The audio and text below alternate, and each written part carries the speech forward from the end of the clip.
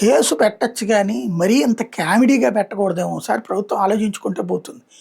అదానీని arrest చేసి ₹1,00,000 స్వాధీనం చేసుకున్నారు. అక్రమంగా డబ్బులు తరలిస్తుంటే అంటే ఎట్టుంటది? ఇప్పుడు కల్తీ లిక్కర్ జరిగింది. ఆ జనార్దన్ రావుతో పాటు ఆ జయచంద్రారెడ్డో ఎవరో అక్కడ కంటెస్ట్ చేసినటువంటి క్యాండిడేట్ తెలుగుదేశం తరపున. వాళ్ళు ఇదివరకు వైసీపీ వాళ్ళనంటే అయిపోదును గదా!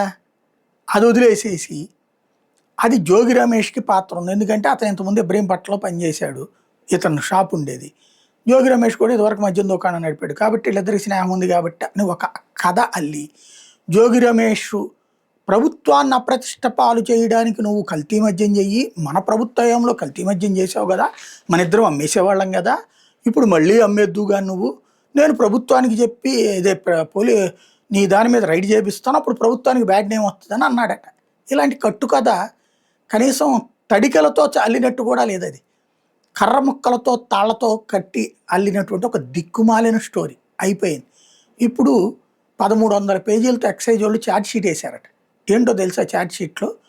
ఈయనకంట 3 నెలలకోసారి 3 లక్షల నుంచి 5 లక్షలు డబ్బులు ఇచ్చేవాడట. క్యాష్ ఇచ్చేవాడట. అధికారంలో ఉన్నప్పుడును ఇది. ₹3,00,000 నుంచి 5 లక్షలైనా ఇంత కల్తీ మద్యం చేస్తే అసలు ఏమన్నా అర్థం ఉందా? ఒకటేంటంటే తెలుగుదేశం వాళ్ళు కల్తీ మద్యం తయారు చేస్తున్నారన్న పేరు రాకుండా వైసీపీ చేయించిందనాలా? మళ్ళీ ఎందుకు చేయిస్తారు అట్లాగా ఎట్టా కుదురుద్దా ఈ ప్రభుత్వంలో అని మాట రానియకుండా, లేదు ఈ ప్రభుత్వాన్ని అప్రతిష్ట పాలు చేయడానికే.